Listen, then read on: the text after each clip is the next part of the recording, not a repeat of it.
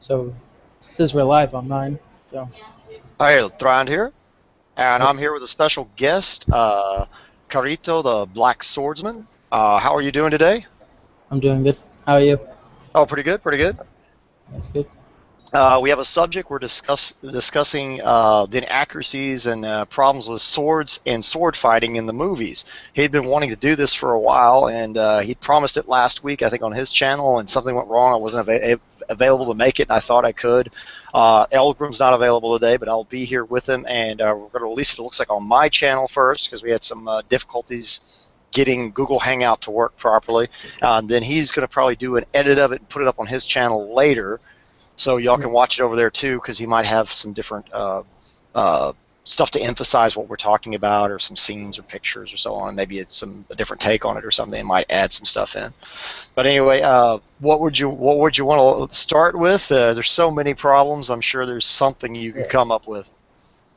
I think one of the things that people bring up most, like I'll get a message from somebody, talking about spinning and how useful it is. Uh, a spinning attack before your opponent uh, can recover will work, and it's just there are so many different things you could do instead of spinning.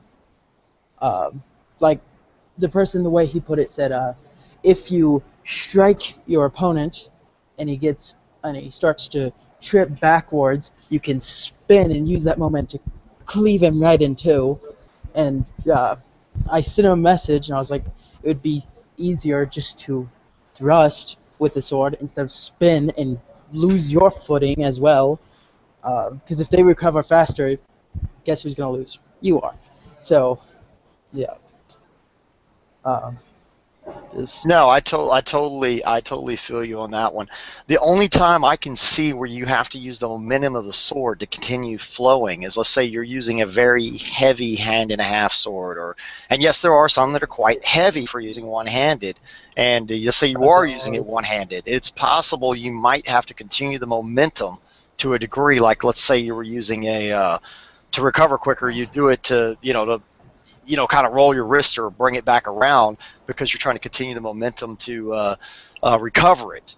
But as for just spinning it for no reason, and you don't need to, you can just easily recover your sword and direct it. I don't see the point to doing something like that. Sometimes you'll feint with a little, like a little bit of wrist and then throw somewhere else. But what that does is just sets them up thinking you're going to throw a different shot than you are by seeing the hand motion, or the blade slightly moving. There's no need that I know of to start whirling the blade around.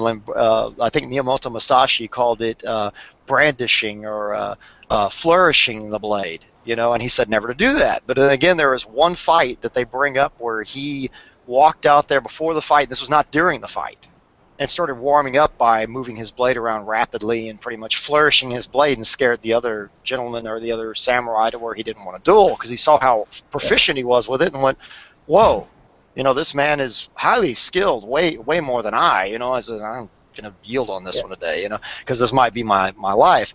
But that's what I think it is. It's pretty much, if you're doing stuff to feel comfortable with the blade. I've seen people pick something up and they move it around in different fashions, like Sinawali type stuff, like they do in the Philippines and stuff. But after doing it in combat, uh, other than it just letting you, like if you're using two weapons, it lets you know where one hand is all the other time, and that might be useful to you while you're fighting, but you're not going to be spinning the blades to spin the blades around. Like the stuff in Star Wars, we see the behind the back and stuff. Like they flip the lightsaber upside down, spin it behind their back. There's a famous scene you can see online where they're doing this thing, in a reverse grip, and then come back around and attack, and you're sitting there going, they both do it at the exact same time. Well, one of them's doing yeah, it, the other one could have killed the other. What was the point to it? And yeah, I mean, I don't get the stuff in the movies. They'll do something just because they have time to do it. They'll stop a second and then walk in and attack, and you're like, if you took the time to just jump in and attack, he might not have been able to recover, and you might have just ran him through or cleaved his head off or something, and he wouldn't even had a chance to respond. But you took the time to, before you step in. So I totally see you and feel you on that one. And the whole uh, defense thing, I think Scalagrim did one where he's spinning the blade, the guy just steps in and thrusts him. Yeah. Yeah, and it's the figure eight. You've got the reverse figure eight, and you've got the figure eight, pretty much.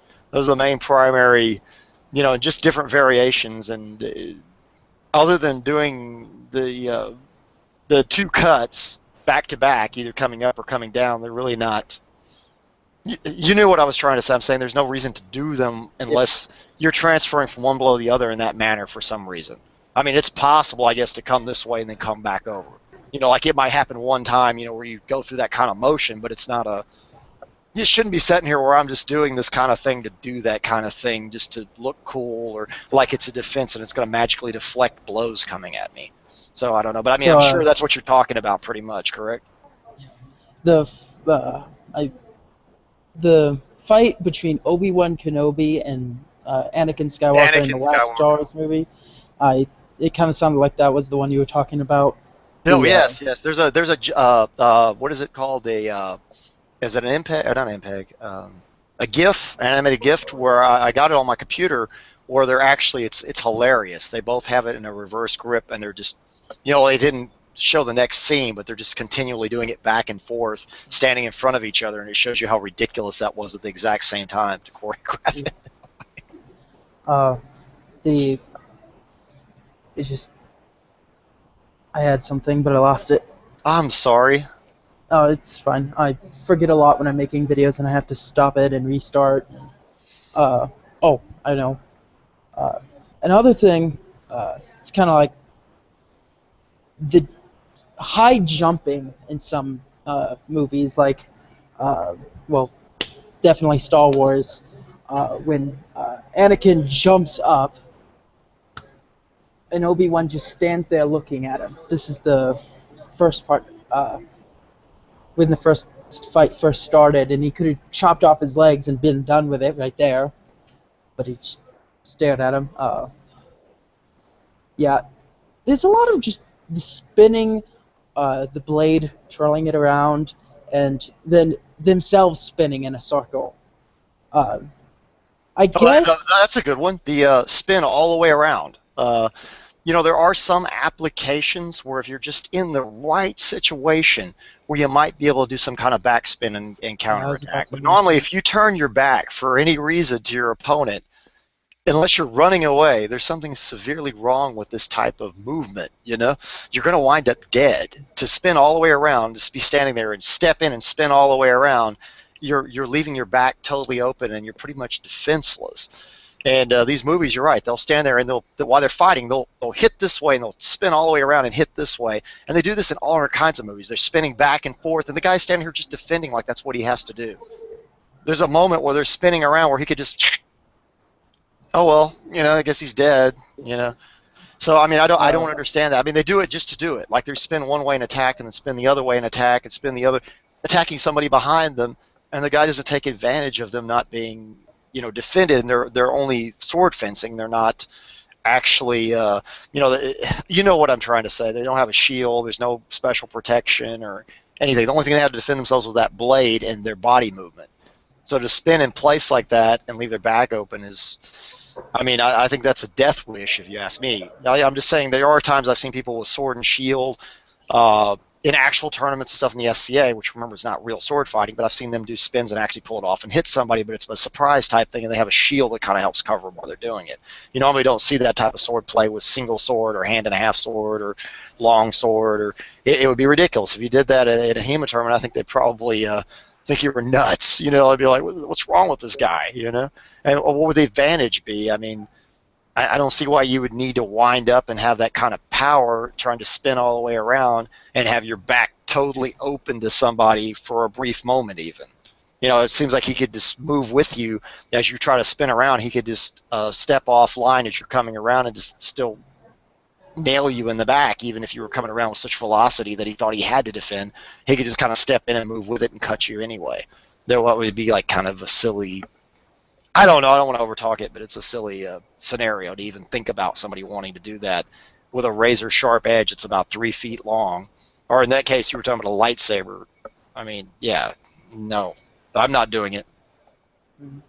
uh, it's well, I was practicing some things with the long sword when I was I did another video talking about the lightsaber crossguard, and something that I realized, partially thanks to the testing videos that you guys did on the lightsaber, just how easily it would be for the Sith, I can't remember what they call him, to beat any of the Jedi or Sith we've seen before if he uses the real movements and guards and everything From the from the. actual European treaties and manuals. Yeah, if he actually uses those type of moves, obviously if they do this, they're going to have to choreograph the fights differently. Because if they try to use the flamboyant styles that they used in, let's say, the Anakin Skywalker and Obi-Wan Kenobi fight, and he's saying that he would be, because think about it, he'd be moving just as fast, but everything would be straight and to the point, and that's something that they don't use in movies. I think the reason they don't show real swordplay in movies is because it can last a bit, but then again, the fight can be over in seconds. All it takes is one good blow, especially on unarmored opponents, and they're showing us unarmored opponents in Star Wars. Apparently, most of the Jedi are all wearing cloth and robes, and the only people who appear to be wearing anything that might be armor-like are the Sith, which I'm hoping that changes in the new movie because I've heard some rumors. But the idea is one blow from that lightsaber, the guy would be dead instantly. I mean, think about it. Something would be chopped off. I mean, they do that. They have arms get cut off, hands get cut off. What I'm trying to say, one blow to the head, if they never show that, like just cutting into the head like so far would be all it would take. Thrust through the face, I mean, like the guy's going to survive that, right? Anywhere in the body, a good cut from a lightsaber or even a real sword in a movie. So they tend to have the bad guys, your goons or whatever you want to call them, go down really quick when the heroes or even the bad guys hit them. The henchmen and stuff. The underlings. The levies, I guess, is what they would be in the movie in a sense. But they have those guys go down with one blow easily. They have no problem doing that, even through armor. That's another thing I hate in these movies. They have everybody thinking armor was useless because they have all these people running around wearing tons of armor. Yeah. And one sword thruster, one sword cut, and specifically a cut, which is very difficult to get through any kind of armor. You could be wearing like 10 layers of heavy cloth, it's tightly woven. And I know they say they wear more for armor, but I say just 10, you might not cut through the guy. I mean, even with a katana or something, how you hit. And they think that the guy would immediately be just cut open and gutted and blood, and the guy would just die instantly. Even if he did get hit and cut, doesn't mean he would die instantly, wouldn't keep trying to fight you. That's another myth. Yeah. They do one little cut or one little thrust, and it's only a few inches in, and the guy goes, ugh, and falls over like it's a gunshot wound in a movie, and they die instantly. Gunshot wounds, handguns don't kill people instantly either, so unless they get hit in specific areas. But I'm sorry, what I'm getting at is I was just saying that if there was real sword fights, people would die too. What I'm saying is there's a chance, there's a potential that if they're doing it correctly, somebody could die so quickly that it wouldn't be a long, drawn-out, spectacular fight like you see in a play on stage. And that's what they want in the movies for theatrics. Anyway, go on. I'm sorry. It's me on a tangent. When we're on the subject of strikes, in Lord of the Rings, when Aragorn is running through, trying to save, I forget his name. I'm terrible with names, movie character names, and he's trying to save his elf friend, and he's just going through and he's striking everybody around him, and none of the orcs are trying to defend themselves. They'll just lift up their swords like this. It's like the orcs aren't even trained. Like they're just going to swing at him if they can, and they're very slow and clumsy. Right? Yeah. They do that. That's another thing I hate about movies. They'll have a big guy who looks muscular, right? And he's strong. But we know this for a fact because you see modern athletes. There's tall guys that are in the Olympics. There's tall guys that are football players. But would you think those guys were going to move really slow if they were going to attack you? If they're going to fight you in real life, are they going to be so slow that they're going to go, swing at you, and it'd be all slow and telegraphed, and you just move out of the way? No, you'd expect them to be fast, like heavyweight boxers that are fast like MMA fighters that are fast and they're big. So they immediately act like everything in a movie, like an orc or a really strong person or whatever, is also very slow and possibly clumsy due to their strength. Which, if they're that athletic and they work out, chances are if they train to fight, they train to fight. So they go through all their fighting motions, all their techniques, and that wouldn't make them any slower. They'd be just as responsive. Muscle tissue doesn't get slower due to size. I mean, if the guy was running really fast at you and has more body weight, he might have trouble stopping himself, as quickly or something like that. But just in a fight, they wouldn't be that slow. So you look at the orcs and stuff moving slow and using these big, heavy blades that look like, have you noticed what I'm saying? They look like they're like an inch thick or something. The axes and stuff, and you're like, unless they're made of some special metal that's lighter than steel or iron, and it's some kind of special material like titanium or lighter, some mithril type stuff, you can't have axes that thick even for something that's supposed to be an orc. I mean, unless you're trying to say their strength is beyond any known. You know what I'm trying to say. Unless it's so great that it's ridiculous, there's no way they could wield those effectively. I mean, their arms are only so long. They're orcs. It's not like they're taller than us or I don't know how to explain what I'm saying, or shorter than us, or I don't know how to explain what I mean. What I'm trying to say is the strength that you would require, their muscle tissue would have to be totally different than anything we've ever imagined because they only look so big, and they couldn't. It would be ridiculous. Maybe they would be that slow. They're just wielding something like a sledgehammer with an edge on it, and they have to stop and pause and try to pull it back to swing at you again. That's why people didn't fight with things like that, but. No, that's one of my peeves in the movies too. They always have certain characters move really slow or very idiotically, especially the bad guys. I mean, even an untrained fighter that just try to defend himself would probably do better than what they, oh, what are you doing? Oh, you're killing me. Yeah. I had something else. Like you said earlier, a fight can end within seconds. Correct. And you can have two very skilled fighters, and it's as simple as one moves faster, strikes down, and it looks really cool. And you can tell, I've seen some of these demonstration videos on YouTube. I watch a lot of them because I'm obsessed.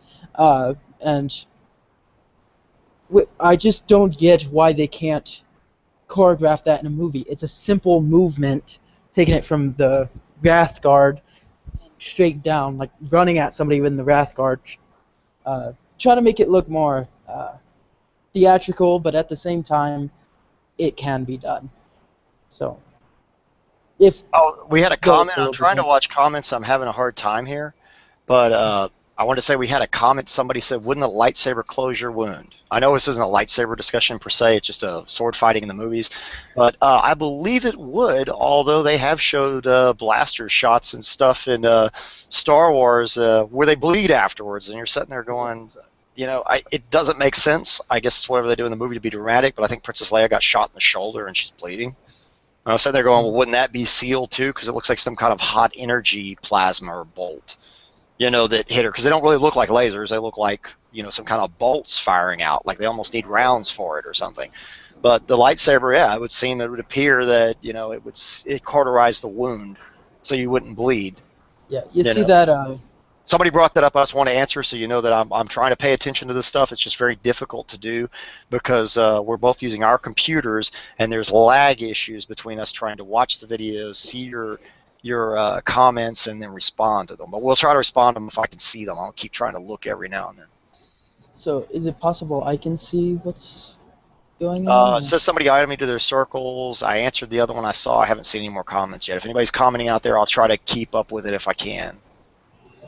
Well, I'd like to answer questions if they bring stuff up, but I want to go nuts about movies, but I was just saying that's another thing. They do have that myth also that swords are very heavy or indestructible. They have swords like let's say Highlander. Let's bring up Highlander. Everybody knows it's a fantasy movie, right? But they have swords in the movie that like one joins together, which that joint is impossible. But both Kurgan and Connor McLeod's swords are special to the degree that they can cut through steel, like pipes. They could have a pipe or something and it would go through. Now, unless it has something to do with their special energy, from their body that culminates in their blade, which, who knows? We don't know. It's fantasy. But they're acting like the sword itself is that special. It's folded thousands of times, and you're sitting there going, the katana is a great blade, right? It's made out of tamahagani, right? It's a type of steel, right? And that's what they had to work with. The Europeans call that pig iron. They only didn't use it, but the Japanese had a method of making it into something good. I mean, they made really good swords with it. There's no deniability in that. No one can argue that. The edge is sharper than an average European sword, but that also makes it more brittle. But the scale of how much sharper it is not necessarily going to be as that bit of benefit. Like let's say I'm trying to cut into plate armor. I can use a katana and try to cut into plate armor. I can use a European sword and try to cut through plate armor. And it's going to have gambus under it. I'm not making it through. I'm not going to be able to cut through a steel plate that's fashioned into a shape and later century tempered to go through that. Now, early century, they used iron to make armor with, like chain and scale, lamellar, even the Japanese did. And iron is a hair bit softer than mild steel. Just a hair, not much. So it works about like a good equivalent to test it with. A mild steel will be about the same equivalent. That's why we've been having trouble right now trying to get a helm fashioned out of iron. We're trying to work on that right now. We promised everybody that we wanted a helm out of actual wrought iron, not cast iron, which is brittle, but wrought iron. But from most of my people I've been talking to that are into metals, they're claiming, well, just use a mild steel. And I said, well, everybody knows what a mild steel helmet is. They sell them online everywhere. That aren't that high quality. There's mild steel helmets of different gauges. And they're saying that it would behave about the same, very, very close. That the myths of them just cutting clean through them and all, that's not true. But so if that's true, my experience with all metals, it doesn't matter if your edge is slightly harder, unless it's extremely soft, it's not going to make any difference other than you're going to either lose your edge more rapidly, but if it's harder than the actual steel you're trying to cut, let's say it's the wrought iron or the mild steel armor, right? The cold roll steel that you've hammered out into a shape. If you try to cut it, you're not going to cut through it. You're going to score it. It's going to cut into it like if you know what I'm saying? When I say I cut, I mean like you're going to put a crease, not really a crease, but you'll actually see some cutting on the outside of the soft metal, and you might put a crease on it or dent it. You're not going to stuff that gives like mail. You won't even see any evidence that you hit it, because it gives on the. So what I think is funny in the movies, they portray it like you could walk up to this big iron beam and just cut into it, and the sword would stick in it, or you could walk up to a cement wall like Connor McLeod does, and he sticks the sword in it, and his sword's still okay afterwards. Suppose he flex of the blade came off in the wall, so she can examine how many layers it has. And which after 1,000 times, I don't know if it would have layers anymore. It'd be crappier the metal than you started with, because traditional katana, since you're multiplying the fold, each time you fold it, it multiplies to that power. Well, 7 times is a lot of layers. The most anybody's ever folded a blade that we know of, and we believe they folded, is around 11 times, maybe a few more, but not much more than that. So a good average number is 7 times or so. And it took them a long time to do that, but it didn't take them years or anything to forge the thing. If you try to do it like 1,000 times, it would take you years, and when you got done, you'd have the crappiest sword ever made. Like, what the heck is this? The metal would, because the reason you do it is to even out carbon in the blade. That's the whole reason you're doing it, is to get the proper carbon content and to distribute the impurities in such a way that it that makes the metal. Plus, they pattern weld as well. Like the Japanese blades are pattern welded as well, and that's what the Europeans did. That's exactly what the Frankish did to make better swords, was to pattern weld them. And that's why you also see the design you do in the blades when they say they're Damascene or whatever. You see that along the fuller of the old swords. It's because they actually wove different grades of steel or iron together to give you the durability. And the katana itself traditionally does not bend and snap back.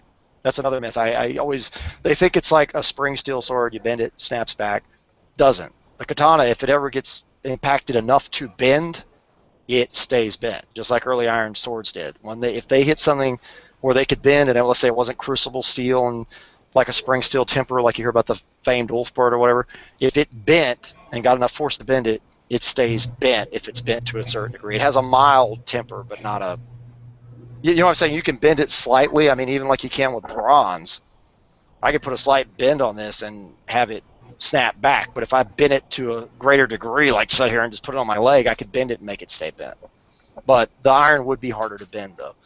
But just saying, the indestructible sword, I don't know how you feel about that, but it gives people these unrealistic expectations, like they're going to buy a sword online and get the highest quality one they can afford, and then they can run out and cut through cinder blocks and hit anything with it, try to cut through an engine block of a car, and it's going to be okay. It might not cut through, but the sword's going to be unscathed because it's so high quality. I don't know. What do you Yes, think about that one? it's just uh, until I started researching everything like this, and I got into the real swords and everything, and movies, which seems so fantastic. Uh, I thought, and I'm going to be honest, I was a katana cultist. I thought a katana could actually cut through these things Oh yeah. because it's how it's shown in movies. And I watched a video online. I should have realized it was just a prank video where they already had like was it 5 cinder blocks split. So when he struck in the center of it, it just fell to the side. And I was dumb enough to believe that for the longest time until I Hey, stumbled with an upon. iron bar, because you can punch through. If you set them up properly, you can punch through uh, blocks. Like if you go get these landscaping blocks, if you had a sword and you didn't care about the edge, and it was pretty much just something like a bar to, as you know what I'm saying, are overweighted, ridiculous. Not really a blade so much as just you might be able to crack through all of them because it'd be the same as doing a martial arts demo and punching through them, which I can Yes. tell you it's not easy to do with your fist, but it's not impossible. I mean, I've taken all kinds of martial arts. I've had to break all different kinds of things, including the landscaping slabs and bricks and boards. And does that mean I could go out and hit somebody in the skull and instantly kill them? I don't really think so. I mean, it's a demo, and it does show that you have mastery of what you're doing. You can focus. You know what you're doing. You can, do the technique properly. You can hit it in such a way that you drive through. You're not afraid to. I don't know how to explain what I'm trying to say. You can still get injured. People get their knuckles messed up Oh, really badly, or their hands, they break bones in them in those demonstrations and everything else sometimes. If they hit them just incorrectly, or they don't follow through just right, or there's different variables. I mean, you can go get if you get wet cement, you know what I'm talking about. What they normally break the I'm trying to remember the proper name for them. But if you get them wet, or you get like yellow pine that just happens to be really really tough or something, you can injure yourself trying to do some of that stuff. And it's not because there's variables to it other than just you doing your technique properly, focusing your key, as they say, which means focusing straight through and there's people holding it sometimes when you're doing those demonstrations, and they got to brace it really good. If they let it give or something, that can actually injure you because you didn't break it, they let it give, and now you're taking more impact to your actual bones. And you can get like a compound fracture type thing where it's not really compound, but it's a surface fracture is what I was getting at. But what I'm trying to explain is I'm saying that yeah, there's demos you could do with a sword I could probably think up if you didn't give a crap about the blade and it happened to hold up, where you could make it appear to be doing stuff that it's not cutting, it's just breaking stuff. You know what I mean? I'm like using the weight behind this extra heavy sword I put together here to, club stuff. And I mean, I'm sorry, early swords some of them were heavier. I was having an argument on somebody online earlier about the Type 13A swords and him saying they were 2.5 pounds. And I'm sitting there going, the Type 13A swords, they were trying to compensate for plate pieces being added with chain, which people will label that as plate mail. It's what they were doing is they were wearing full mail coverage if you had good money. You had lots of gambeson, lots of layers of armor. I mean, that's when I say that's armor, that is armor, the cloth. Those multiple layers, 15 to 30 layers of some kind of thinner cloth, or heavier 14 layers of cloth. And it looked thick and they looked bulky during those eras, right? The knights you've seen them. They were wearing a lot of padding. And you could still stab in niches. There usually was no chain under the armpits. It was just lighter gambeson, because if you have too much, you'd be walking around like this. You can't move, right? So there's certain areas you'd still be able to attack with thrust and even possible cuts, but they also, if they couldn't do anything else, would just try to hit you really hard. That's why they started using hand and a half. They went up to great swords for a while there too. They had great swords for that kind of idea, because what the idea was is when you use something that big, it's going to be heavier, and even if you can't cut, you can still possibly maybe injure the guy, win the guy, break a shoulder, jar his head really good, stun him so you can step in and stab him. Now, did they use half sorting, start using half sorting at the time? We believe they did, yeah, so they can get in niches and maybe even turn it around and hit with the back of it at times. But the thing what I'm trying to say is there was weight to swords at one time. Was it totally necessary for the durability and the strength of the weapon? Maybe not when you get into later century and you get better techniques in making swords. But at that time, they pretty much went to full plate, and a blow from a sword, just because it's hand and a half or extra heavy or balanced differently with more, you know, heft to the front. You know, like katanas are real blade heavy. Most people don't realize that they're fairly blade heavy. You know, not too much, but I'm saying a lot of the early katanas, this one's not that bad. This is like more of a later century dueling style. So it's about right here. But I'm saying there's a lot of katanas that are like way blade heavy. And what that means is it just means the balance is further up the blade, you I know know? what that means. And that makes it hard to recover and stuff, but being two-handed, you can compensate for that.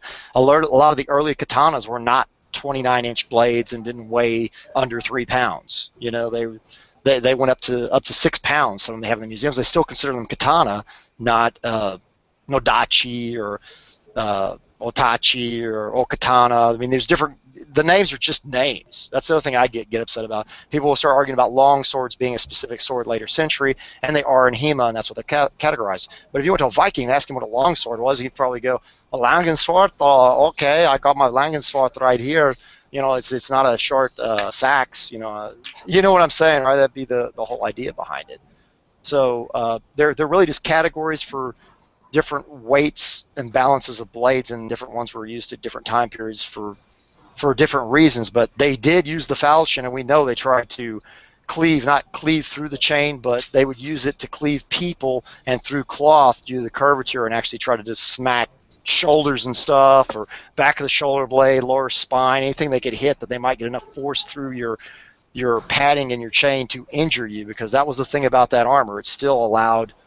It allowed some energy to transfer through the blow. That's why, of course, axes were still really popular. Cudgel type maces and stuff like that were very well used. I'm sorry, I'm talking way too long on that subject. No, the things you're saying are just so interesting. I just love this stuff. So we could be here for the next 10 hours, and I just keep listening. But Later century swords and dueling swords, I do agree, they were much lighter. They're better, they're more fun to use. They're great for cutting, and for lighter armor and stuff, they're great. And even with armor, you can stab through niches and stuff. That's why they started going to blades that really weren't that blade heavy and more well balanced, and they were more about point control and stuff like that. If they wanted to hit you with something solid, they'd probably flip it around, half sword it, and smack you with the quillions and the pommel. You know what I mean? They'd smack you with that part of it, or they grappled more because they wanted to. They would be in there grappling with a half swording type thing. If it was a real fight, try to get you off balance and throw you down and stab you through the eye slot or up under the neck or in the up in the gusset. Never mind. You know what I'm saying? It did change because you really couldn't do that anymore. I don't care how much, unless it's something that's ridiculous that I'm probably not going to want to wield. You're not going to go out there against a guy in plate and injure him by just swinging something at him. You're going to put a dent in his armor and move him a little bit, and he's going to then try to finish you off. That's pretty much what's going to happen when they got to really good plate. But anyway, continue. Let's get another subject. Oh, that brings me back to the one other thing. In the movies, they have people stab through plate all the time, like late century plate. They just walk up and stab the sword through deep enough to kill the guy. If it doesn't go all the way in, they kind of just push it, and it, like a can opener, goes in, and everybody thinks that that's the way it works. And those tapered points were not for going through plate like that. I mean, you cannot do it with a late century plate. You can't cut through helmets either. I mean, Mike Loads has done the test. We've done the test. Lots of people have done the test where you try cutting through softer helmets, more tempered helmets. If they're a decent gauge, or they're even 18 gauge, if it's got a small temperature, you're not going to just cut through the helmet into the guy's head. And he's going to have lots of padding under there too. So you might damage the helm more than a reenactor would find acceptable. Like somebody in the SCA would go, oh, no, I would never wear that. It's too light a gauge helmet. And, of course, he's going to be out there being pounded all day long. And I'm pretty sure in tournaments they wouldn't have worn that either when they wore tournament armor back in the day. It's probably slightly heavier armor to make sure they didn't get injured because they wanted to go out and fight all day and, go back with the ladies later and relive the event, because it wasn't a war. It was a sport. So, anyway. So, yeah, how easy it is to cut through or stab through armor in movies. It's I've seen movies where they also take a throwing knife and go right through the helmet, and it just doesn't make any sense to me. I've tested a throwing knife against a simple thinnish piece of wood. I was able to throw it hard enough to where it went in, but even then it didn't go all the way through. So there's no way you're getting through plate armor with a throwing knife. We've done some testing where we actually threw flying steel, which is modern throwing implements. You got to remember that in ancient times, let's say you were in Japan and they're using what they was known as boshuriken or some kind of throwing blade, or like our east wind style blade or something. They probably wouldn't have been made out of really high grade steel. A lot of them were probably nails that they used to make stuff with that were fashioned into throwing weapons to surprise somebody with. Yeah. The early history of when we research it. So the idea behind that, you're not going to throw something away that's very good metal. It's not going to happen. So we're using modern tool steel, which is great. You can get that nowadays. I'm not saying no one ever had anything like that back then, but it wouldn't be something of the norm that you'd run into. And we threw at a World War II British inspector's helmet, which, if I'm not mistaken, is around, 18 gauge, something like that, maybe a little thicker. And it's a mild steel, and it's designed to stop shrapnel. If some bomb goes off over here, it's not to stop bullets or anything, but the shrapnel and debris hitting you or a piece flying, it might not go into your head. But we were able to pierce it, like a 1/4 inch with something and stick it in it, like the actual, real tapered points stick in that item. But here's what you got to ask yourself: would that kill anybody? No. I don't think so. Even if it touched your head, it's not against your head, but let's say it went through and touched your head, you're going to get a little piercing in your head. It's not going to kill it. You know what I'm saying, through your skin and everything. It's probably not going to go into your skull after going through all. It's just silly to think that something like that would happen. But they do. They portray that in the movies. They'll have somebody stabbed through a helmet, or even how they use the warhammers with the military pick or spike on the backside. They will show that. And of course, the Kusarigama in Japan was used very much like that too, to go through armor and stuff. It can pierce stuff, but a lot of times it doesn't pierce deep enough. It can pierce deep enough, but it usually doesn't. But they'll show these demos where it always goes clean through the helmet, like in these history programs. And I question what kind of helmets they're using, how rigid they're set up. If that's on a head with the guy's head moving and stuff, and proper padding and a proper helmet tempered properly, and you trying to go through that way, it may or may not go through. It's like, it's not a sure thing you're going to drive this point into this guy's head through a helmet or through his breastplate. Or they did use those, and they did try to pierce stuff with them. But I'm getting at, I can't guarantee you that will pierce the plate. It just gives you a lot more momentum being on the end of a lever, and then having weight to it like an axe, and then having tapered into a specific point, and it being forged and hardened to cut and pierce such things like that. Yeah, it aids in the effect, but you may just get stuck in his armor, and that might be the end of your weapon if you can't get it back in time. That's the other problem with such weapons. They work, but that's why I think the hammer was on the other end too. In case you didn't want to risk getting caught up, you could just deliver a really mighty blow, or get a guy in shade and break his shoulder or something. Not worry about the spike, getting it hung up and stuff.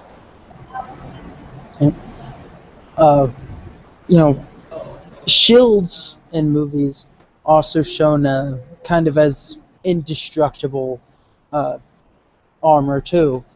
But when I was doing research into it, I found that the shields, thin lindenwood shields, were easily broken by longbow arrows and the axes. That's why they were covered. They're covered in the wood's more of a frame to hold the rawhide. They usually use heavy oxen rawhide or some kind of laminate.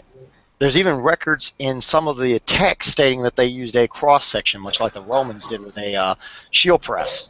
But we've never found anything from the Viking Age or the old Germanians or anybody that used flat shields that had Germanic tribes or anything that used. That we found that show that there's a cross grain. Like I'm saying, like plywood. Early plywood would have been used for shields. It would have been made specifically for shields because they didn't use plywood for anything else that I know of. They made anything that would cross grain like that to reinforce would have been done in a shield press. Like the Romans did that with birch wood to make their scotum. So I don't want to say scrotum, but well, it's actually a pouch to carry glandes in for your sling. But the scutum. Basically, what I'm trying to say is there's no record that they did it other than not in archaeological evidence or finds, but there's probably stuff we've never found. They might have had some things we don't know about, but unless we actually find them, they won't be documented as existing. Even though they document halberds and weird weapons, it sounds like they're describing in the sagas. If we've never found a Viking that had one in his grave, or we didn't find one on the battlefield at that time, then even though the metal might have been remelted, or it might have rusted, or something might have happened, Uh, you're seeing what I'm trying to say. Yeah, Hmm. they just don't. They're not going to acknowledge it just because somebody wrote it in text, because some of those were wrote hundreds of years later, and somebody might have embellished, or it might have been misquoted, or they might have misunderstood what they were talking about. So, but the shields, the best we can tell is we don't recover the rawhide or any kind of linen that would be layered on there, or any kind of adhesives like casein glue or milk glue, hide glue. None of that stuff would be still in the shield. Most of those are natural materials and would be eaten by bugs and are very water soluble. And of course, fabric rots, linen rots, is notorious for that, and leather, unless it's preserved in specifically the right way, which we found actually from the Bronze Age. We found a leather shield that was center grip, that was hardened leather in a bog. And I mean, that's amazing when you find something like that. Like people argue they didn't have a lot of leather armor. They found some leather bracers with elbow and everything, like Bosibons, and they had some little studs on them, but they found them in a latrine because they happened to be preserved that way. It's just leather's very difficult to preserve. So especially rawhide, if they're using raw hides and not cured leathers, because they're harder and like plastic, right? So the whole shield gives, like the just like the Zulu shields made out of rawhides, types of rawhide that are stitched together. You can make the whole shield out of multiple layers of rawhide if you know what you're doing and stitch it together, and it'd be very durable. Or even hardened leather, like I'm saying, the bull leather, where they had a shield from the Bronze Age. They supposedly made one like it and tested bronze weapons against it. I think Neil Burridge has one for sale on his site. I mean, not to advertise for him, but he has that shield if you want to look it up. The information's there on it. Bronze weapons, which of course they're not as big and heavy and you know cumbersome as later century weapons. Because if I made this thing really long, like a long sword, then my bending problems would be extreme. If I try to make Yeah. this thing really long, I'd have to make it so broad and so heavy that it wouldn't be usable with a shield. And if that took place, that would be a tragedy, because that time period everybody used shields, and the weapons would bend if you hit them against each other or break. I don't think people took bronze weapons normally and sword fence with them. In other words, they didn't hit them blade to blade or hit in any manner. They bent easily. They could be thicker so they don't bend as easily, but then they're more of hackers. And what they did is, I believe, early period, because they even say that in some of the European manuals, is the ancients parried everything with their shield. In other words, when they were using a center ball shield, the Vikings would not have taken an iron sword or even the Ulfbert and hit it into another sword. Now, would I say there's an exception? If my life's at stake and I see something coming over that shield and I really severely fucked up, or I shouldn't, I'm probably going to try to parry with my sword. I mean, it's just, that's all I can do. But I mean, they didn't purposely walk out there with a sword style where they were trying to parry with their sword to start off. And you'll see some Yeah. reenactors do that nowadays. They hold the shield in real close, like it's just something here to protect their body, and try to fight around their shield, but they're using much smaller shields. The shields that they used back then were like up to 36 inches. I mean, there's some were, I mean, that's 3 feet. There's some that were actually bigger than that we find. On average, they average around 3 feet to a meter, which is 3.3 inches, in diameter, ones we find. We do find smaller ones, but I'm just saying they're at least a certain size, and I believe that was because of shield wall and because of the personal preference of the way they used it for single combat. They were using a large shield because a lot of them didn't have as much armor in the Viking Age, and with just maybe a light helmet or a helmet, Yalmer, they could make up for that with that shield. If they're really good with it, you couldn't get to them. So that was the whole point, and they protected their blade. Now, of course, if you had an axe, you can block with the haft. And it's the same thing with edges. When edges come together, they'll bite. Let's say if you hit the edges together, which may damage one or the other, or damage them badly, but let's say you catch it on the edge, it's going to bite. It's not going to slide directly down to your hand. They're going to bite into each other. You can feel the other guy's blade, and he can feel your blade as your... You know what I'm trying to say. To make it move, to actually unbite it, you have to turn the blade. That's why they show that in a lot of the manuals. But believe it or not, the wood's the same way. Everybody goes, oh, well, they didn't wear gloves, or they might have worn gloves, or they didn't have gauntlets or something. If you hit a wooden handle, it will stick in the handle and kind of bite. So that's something that people don't take into consideration. It probably wouldn't have slid down your handle if you had to parry with it with an axe. So, and I don't think they'd be worried as much about if they parried with the actual blade, because the blades weren't as high quality, or they're mostly iron with a steel edge welded in at that time period. So I'm sorry, but I have to go now. Oh, I'm sorry. Well, I enjoyed the discussion. Could I bring up one thing right before you leave? What about swords cutting through swords in the movies? Oh, yeah, that's a big problem. I don't Uh, think you could I, cut through this bronze sword with a katana. Do you know what I'm saying? I've got a very nice katana here. I'm not going to try it right now, but I don't think you could cut through the bronze sword. It might stick somewhere in it because it's softer, but I don't think you would. I just don't see it. It's not physically possible to cut through that much metal at that. And what was it? There was a Highlander, series episode where he shows up with a basket-hilted sword and the katana when he first gets there. What is it? Duncan MacLeod gets his sword cut in half, and they don't make it look like he broke it. He cut it in half, and you're sitting there going, "That's what brings these myths Yeah. about." But you have to take off now, or Yeah. I have to leave like right now. My ride's waiting for me. oh, I'm sorry. I just One. wanted. Yeah, I was just trying not to keep going, but that was the main thing I wanted to bring up was that one is why I added it in, so I apologize. Yeah. That was one of the things that bothers me in the movies.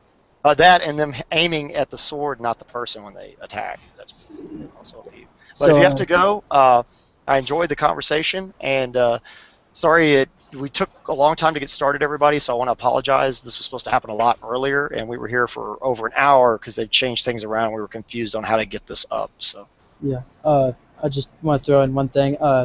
Swords, cutting through swords or daggers or whatever. I actually tested that. I have a cheap stainless steel short sword and a stainless steel Bowie knife, and I took those and I slammed them together as hard as I could, and neither one of them broke or cut through. So Damage the edge, though. if you Yeah. can't do it with stainless steel, you're not gonna cut through it at all. Well, if you So- use a mild steel sword, which we could do that later, I think we've done that in one of our videos. We took a fairly good quality katana. This is not as good as this one, but we chopped into a iron sword, the one that was made for us, for our video we did, and all it did is cut into it. I mean, it stopped in it. You know what I'm trying to say? Cut into the edge. Yeah, it was a big nick in the edge where it actually cut the metal like it would if you took a chisel and hit it or something, right? Where it's a bad niche, it's hard to repair, but it just stuck in it. It didn't. You know what I'm trying to say? It didn't. Yeah. There's no way it's going to continue through and make that kind of cut. So, And then the movies, the other thing is, you want to try not to damage your blade or hit the other guy's blade. You want to not get hit and hit him. And if you have to use your blade to parry with, or if your blades meet and you use them to push against each other and so on, which sometimes that happens in HEMA and sword fencing, that takes place. But you wouldn't purposely aim at the other guy's blade. That's the other thing I wanted to bring up on that. That's two subjects we didn't bring up, and I know you got to go, but the movies, they will beat each other's swords into each other's swords, and even in stage plays, and they're not literally, none of the blows would have or cuts would have landed on a head or a leg or a body. If you look, they're not even towards each other. Have you noticed this as well? Like where they're just yeah, it's just to look cool, yeah. And a bad movie where they actually aim at each other was oh god, I just knew the name of it and I'm trying to remember. Showdown in Little Tokyo, I believe, with Dolph Lundgren, which he ended up being the swords master, not Brandon Lee. And if you watch that video, they really took katanas, right? And I don't know how sharp they were to begin with, but they beat them into each other. If you want to see an example of what it would look like if people were trying to parry that way, like they're using two baseball bats. And that's a good movie to watch, for real. If you watch, you can see them actually nicking into each other. Because the director wanted a real realistic video, and he thought that's how people sword fight it. That's how you fight with a sword. So he had them literally aiming at each other. You know what I'm trying to say? Make sure that they were ready to parry. I don't think they were razor sharp, but they were pounding them into each other, and you could see the chips and pieces of metal flying in the movie. So if anybody wants to see that, it's actually quite funny. But they do aim at each other. That's the only thing I can verify there. It looks like they're aiming at each other, but it was quite interesting. But it was pretty sad to see the damage to the two blades they were supposedly using. So I guess I'll let you go. Yeah. Now the thing is, I just thought of a test that you might be interested in looking into. Like I mentioned, my stainless steel sword. It's from a site called budk.com, where they sell these cheap swords and everything. Like the problem with $20. stainless steel, be careful. Depending on what you're cutting with them, they're notorious for snapping sometimes. Because if they're a tempered spring steel, and that they'll use this for swords a lot of times. The reason people who like swords do not like them is not just because of edge quality and stuff. They're notorious for breaking or warping. If you hit something incorrectly with them, they will warp and just stay all warped. And I mean, it's some weird, or they'll break. And if they break, then you might have a piece of blade flying that's sharp at you. So I'm warning. Just go on, but I was just warning you. Be careful. Yeah, that's what I was saying. What kind of materials you try to cut with them. But if you were to get one of those cheap stainless steel swords like I had, and take your katana and try to cut through that or break it. I'm not saying you should, because I wouldn't want to risk breaking one of us, even my stainless Damaging steel the sword. edge, you can damage an edge so badly that you'll have to use your edge from now on with a niche in it from hell. Literally, Yeah. I mean that's the problem. That's what I always worry about. Any sword I use, I try to be very careful. Like when we make our Draugr heads or analog heads, people have suggested, well, why don't you just use one little metal joint in there? You can avoid hitting that. And I'm like, yeah, no, I'm not doing it, because if I hit a piece of metal, even though it's softer steel and it's that big the wrong way, that could severely damage my edge. And just the work to repair it is a pain in the ass, but also you have to grind your sword down to get rid of that damage. And every time you grind a sword down, there's swords back in history that we found that we don't think are even the original size. They've been ground down so many times to repair damage on them, you know. Yeah.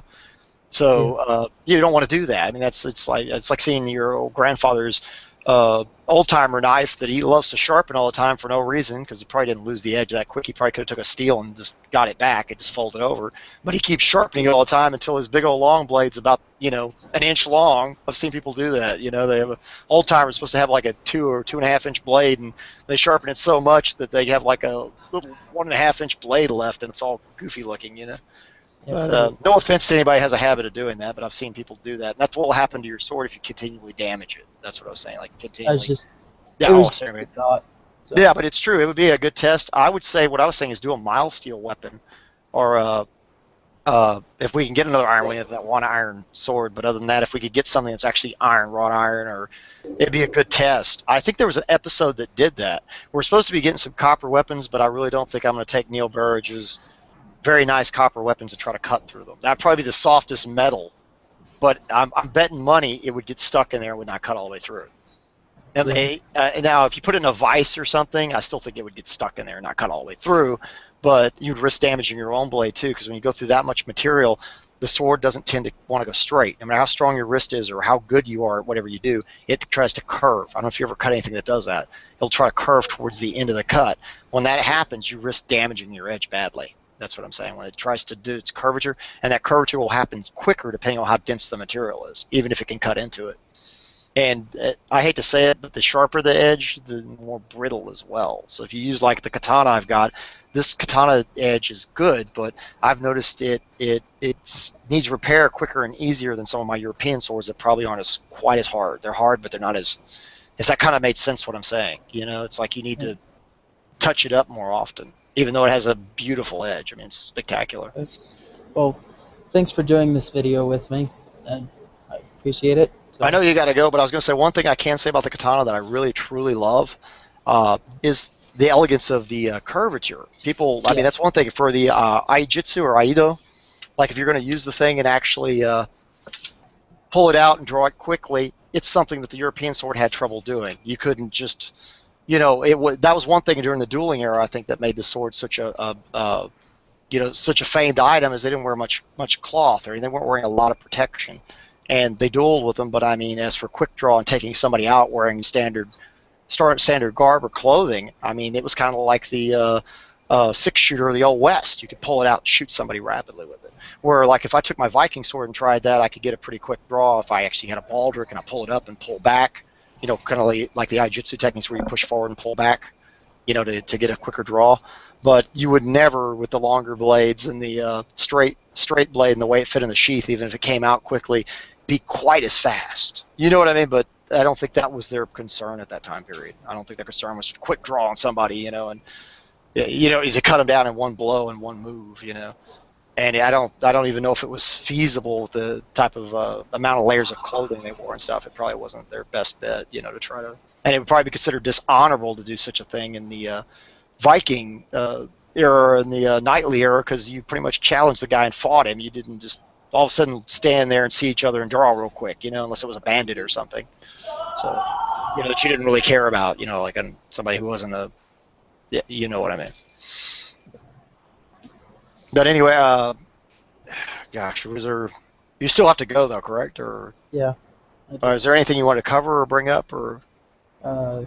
Not really. I mean, I hope everybody watching and who will watch checks out my channel. So I try to make good content. Not that great at it, but I love think your stuff though. Some of the stuff you did is excellent. Like the one with Hitler, and you do the longsword versus the katana. I love that. I'm sorry, that is like an excellent video. I posted it over Thrand Boat Crew, and I should have probably just posted it on our main channel because it's hilarious. I think it's funny. And you actually referenced our site, and who else was it? You referenced. Trying to remember the other sites you referenced. Did you reference Lindy Page and Scaligrim or? Yeah. At the end of some of my videos, if I talk about something you guys have, or you guys talk about something similar, I'll recommend your channel to anybody who watches it, because Well, So, our thing is we're not trying to say that the katana, is not a good sword, and the European sword is totally superior. We're just saying that the time periods that the European sword was used, the way it was superior for what it was used for. You know what I mean? If you took the katana and tried to replace it in that time period with that armor and the fighting style, it might not fare as well. And the Japanese were notorious for having armor and using pole weapons. I mean, the yari was, the naginata. There's all types of yari, and I'm saying, and then they also did a lot of archery from horseback, and they very much copied a lot of the early Chinese ways of war, the way the generals waged war. Except the Chinese actually used a lot of shields early period. They kind of lost the shield thing as it went along, and try to focus on armor and armor coverage. Now, I'm not saying that they didn't have good armor at all or anything like that. We're not even arguing that. What we're just saying is that it was a different concept. You know what I meant. It was a totally different concept of the way they were waging their war than the way the Europeans were waging war, and the way the Europeans were working with their armor and trying to use shields and different formations. And so swords develop different ways. The thing about the katana, it's always pretty much stayed the same and just changed sizes. That's the only thing that's different about the katana. The tachi, or all of them, if you look all the way through there, some are slightly more curved, slightly less curved. Historically, it also says that the men on the battlefield that wore armor preferred straighter katana, the straighter blades. Now, were they straight? No, because there's no such thing as a straight katana. But they preferred these straighter blades for combat because they said it was better to defeat armor. So I'm assuming they were doing a lot of thrusting as well, like into the niches and so on, of what they were wearing, where they had openings. So I think it's funny that they want to try to bring up like this one thing is this most superior item that ever existed, and nothing can match it when it's not necessarily true. You would have to be on a case-by-case basis, and no European swords were not big, heavy hunks of metal with no edge. That's the other problem. That's why there's people that are into the light sword theory with a really sharp edge and very durable will argue with you if you try to say that the heft was used for anything in an old sword or could be useful. So you're like, but it was. I mean, it was useful against chain and lighter armors. Yes, the impact was important. They even talk about the weight of blows from swords in Viking sagas. That was important. You know what I mean, through armor and stuff. So.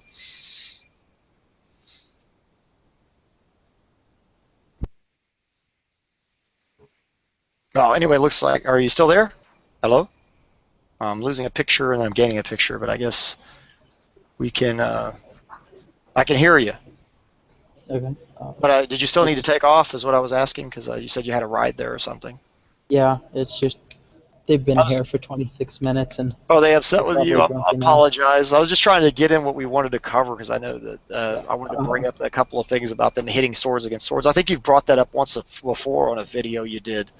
Didn't you do a video where you were talking about a movie that was like one of the worst sword scenes ever? It was a Robin Hood. I believe that's the one you're talking about. I was talking about how at the end of it, when he's fighting Godfrey or something like that, is fighting His name was Robin Hood. well, my last name is Godfrey, but I think it was Godfried. I think it might be Godfrey. I don't know. They might have used Godfrey. I'm not sure. I haven't seen it in a long time, but I think it was Godfried or something. It was like, I don't know. It might have been a slightly different version of the name, like not my name, but a different version of a name that sounds like it. Yeah. Well, they didn't take advantage of any openings or anything, so I made a comical video about that, and I was going to continue that series, but the comments, it didn't seem like anybody really enjoyed it all that much, so. No, they're probably complaining that they might have liked the movie, and some people, if they really get into a movie, will not analyze the fight scenes like that. They actually get insulted if you do and go, "It's just a movie." It's like the Star Wars people going, "It's just Star Wars," Yeah, well, if the movie's great, then that means it's a good movie, but it doesn't mean like I'm going to sit here and tell you that everything was done in Highlander is a great movie. I loved it when I was younger. I'm not going to sit here and tell you that it's totally accurate on swords and they're fighting very well and they're both experts and you can tell by watching the movie. That would be the silliest thing. Yeah, you know exactly what I mean. It'd be like, you know, lots of movies are that way. They're really good movies, but they make a lot of mistakes. But like I watched the Viking series on the History Channel, but they're not in chronological order. They make a lot of mistakes. They're telling a story of somebody who's very much like Robin Hood, and we don't know what's true and what's not true of him. So they just, they kind of embellish and do it their own thing. And Hearst is doing his thing to tell a dramatic story and keep a series on TV that people enjoy.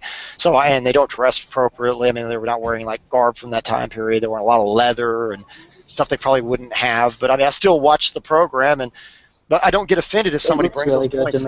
Yeah, but if somebody brings those points up, I don't get offended seeing a video going, this is not proper garb, I wouldn't go, oh, well, I know it's not proper garb, that's actually a good point. They're telling people that don't know any better about history what's wrong with it. But that doesn't mean you're putting the show down necessarily. It doesn't mean I'm not going to watch it tonight when it comes on.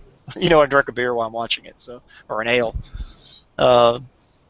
Just saying, I like drama, I like movies, I enjoy stuff like that very much, but it's true, some things you just have to go along with, but I don't think it's a good reason to heckle somebody else if they're telling you what's wrong with it, because there's so many people out there that get their whole basis for history, swordplay, and reality from movies, TVs, fantasy, that was comic books. It's like stuff that shouldn't be associated with reality. And I'm not putting anybody down that does that. I mean, everybody does that when they're younger. It's just what you do. And when you start trying to experience it and learn about it, then you're going, wait a minute. This stuff does not work anything like I assumed it did. When you start reading historical accounts and you start realizing it's not anything like you imagine, and some of it gets more entertaining, or even I guess it's more amusing, or brings it to home when you actually read historical accounts and study it. Then it makes it more like, well, like you were there, what happened. You're like, wait a minute, this is just like if I did this. It makes it more personal, knowing what took place, why they did it, how they did it. I don't, you know what I meant. So to me, it makes it more interesting to know the truth. So that's why I don't have a problem with them kind of debunking myths or mysteries out of movies. I just got a text, and my ride said they'll leave me here if I don't get out there now. No, but I appreciate having you on, and be sure and release this on your channel. You have my full permission. And if you want to add any pictures from any of the stuff we talked about, or anything extra, or I don't think anything will be necessary. But be sure and go by, before you leave, that's what I want to say, is when I say you have to go. Be sure and go by your site. It's Kirito the Black Swordsmen, correct? Yeah. And subscribe to his site, check it out, watch his videos. He's got some really cool stuff. The Hitler video, I know we don't like Hitler or anything specifically, it's just that it's really funny the way he did it. He overdubbed it about Japanese katanas and long swords. Like, that's what the whole argument was over. Yeah, in the room, if everybody knows a famous scene I'm speaking of. Yeah, I made sure that when I uploaded the video, I put in the description that I did not. This dude Hitler was a monster to me, and it's not out of respect for him. It would have been better off if he never existed. And personally, if I could go back in time, I'd, get rid of Hitler myself. So just so everybody knows what I meant. It still was a good movie. You know what I mean? And then you overdubbed it that way. Just seemed to fit. I know if you speak German, you'd go, well, wait a minute, this is not saying that. But for somebody that doesn't speak German, and you're just looking at his emotions and how irate it is and how upset it reflects how we all feel about the arguments online that are silly about swords being magical, or when we know basically they're just sharp pieces of metal from the beginning of the time that kept getting better and better and better and more durable, and kept changing shape and form to serve different functions and purposes. Yeah. I'm gonna go now. Alrighty. See you later, and farewell. I didn't want to seem rude, but I know. I'm sorry I kept you. I feel bad because I didn't realize I was going to keep you that much longer. But I want to make sure we got those points in. I thought we could just cover them like real quick while you're leaving. Like just bring them up. Video went longer than I was thinking it would. So I'm sure everybody will enjoy it. These kind of videos, even if they're kind of long, they'll still watch them because they like to hear what people have to say and comment and argue about it. Sometimes they have really good points that we need to look at. I wished I was able to look at it, but I was not able to do that today. So I'm getting off now. So see you later. All right. See you later. It was a pleasure having you on. I'm sure we'll do it again, and hopefully Elgrim will be here with us. His aunt and uncle are in town, and he had to stop by his work and do some stuff because, yeah, believe it or not, we have real jobs in real life and stuff as well. So, There's a we can't lot. just do YouTube videos. I wish we I could. If we mean, can ever get it that way, be sure to help us out on Patreon, like us on Facebook, and subscribe to our channel as well. But if we can ever get it that way where we can just do this professionally, we would enjoy it immensely. I'm sure you would as well. We all would. uh, pretty much. I mean, I would, but I want to keep my videos. I want to make sure they're me, and I don't want ads playing before my videos or anything. So, and Well, there there's you so go. If you much. go by his channel, he's not going to have anything to slow you down or anything. You Yeah. can just watch his So, stuff and it's not there. that there's He anything does it I out have of love, anything against, but or for what he does. So that always says a lot about a channel. yeah. So, I'll do some more research, and I'll have some. Actually, have a script or things I want to talk about if we ever do this video again, because there's a lot more we could talk about. So actually, in about 2-3 weeks, I'm moving, so I should have internet at home, so it'll be quieter, and I can set up my higher Oh, quality mic. definitely, definitely. Like I So was going to say is like I wanted to bring up Rob Roy and I didn't get to do that either. The one with Liam Neeson where he takes the rapier through the hand and he's fighting with a basket-hilted broadsword. I don't see any reason for him to do that. If he was wearing a glove, and all the manuals they show you, if he parried, he could have grabbed the end of that rapier and twisted it and pummeled a guy to death with his broadsword or his basket-hilted sword. It's silly. I'm just saying. What I'm getting at is people grabbed blades to disarm the other person, and they did it without getting cut. Why did he need to take a rapier through the hand, in this movie? And everybody believes that's a good technique nowadays. If somebody starts stabbing with a knife or something, just take it through the hand. And you're like, really? I don't think that's shown in any of the old fight manuals or treaties or anything to take something through your hand or retrieve it from the other guy or lock it up so he can't get you. Because I think he would just cut it clean out, or he would stab in, ruining your hand. You'd probably be bleeding to death because there is stuff you can hit in between the bones and the hand, like certain. You see what I'm trying to say? That would have been a good one to bring up too. That was silly. Like the rapier was just so much faster that he couldn't deal with it with his broadsword. And I don't think they would have ever had that fight. Usually duels were done with even weapons at that time period.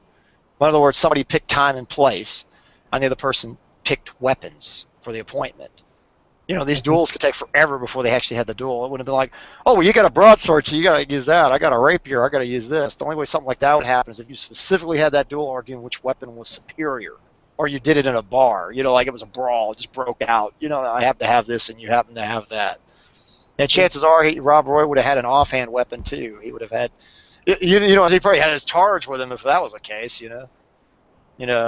Sorry, I mean it would have been a totally different scenario. It wouldn't have looked like that movie. I think it's funny how they try to do stuff like that. They made the guy lightning fast, and he looked like like ridiculous. Like Supernatural. How fast he was with this rapier and skilled with it. Poor Rob Roy was just this warrior that used this broadsword and swung it around. So he had so much trouble that he finally had to. I don't think that would be the case. They would have both been skilled at what they did, and they probably would have both known how to use that type of sword at that era. Nobody would have been just one sword that they knew how to use that was a swordsman. So I really gotta go. Alrighty, see you later. I mean, Thanks for being on with me. I know we plan on putting this on your channel originally instead of mine. I'm glad I could oblige you and get it up. I just feel bad it took us so long to get the show going in the first place. well, now we know how to do it. So if we ever want to do it again, so okay. Goodbye again. Okay, it was a pleasure, and be sure and stay in contact with me. We'll certainly do this again. If we have any other specials on anything, I'll try to invite you in if it's like a multi-session with more people. I might get you on with Scalagrim or somebody else, or about another subject. I'd really like to talk about too, both you, Scalagrim, and Eldgrim, maybe even Lindy Bage if that was possible, because Lindy's awesome. He's hard to deal with. It's hard for me to get him to answer me, even if I make a reply to him. He answered me on that last one, but he didn't do another video reply. And I was just trying to state that they wore a lot more layers of cloth at their time period. I mean, anyway, just in general, they wore a lot more layers of cloth, than we do. And they're in Europe where it's cooler climates. And the types of cloth they wore were a lot denser and thicker. And then they purposely had arming doublets and arming pantaloons and arming. You could barely stab through this, much less cut them. So I could see why they would still be using a rondelle thrusting method to grapple and stab the other guy. It just totally makes sense. Yeah. But they were So basically wearing arming material that they wear under their plate if they were wearing plate. Like akatans and doublets, and that's why they're called doublets. It's doubled up material over and over and over again. so everybody watching who have never seen one of Thrand's videos, you should check him out. There'll be a link in the description to his channel. So yeah, I'm getting off now. Didn't give that Alrighty, name to you. and be sure and check out Kirito the Black Swordsman. His stuff's really good. I love some of his edits and stuff are excellent. But anyway, see you later, and farewell. May all your journeys end well. Yeah. Goodbye. Farewell.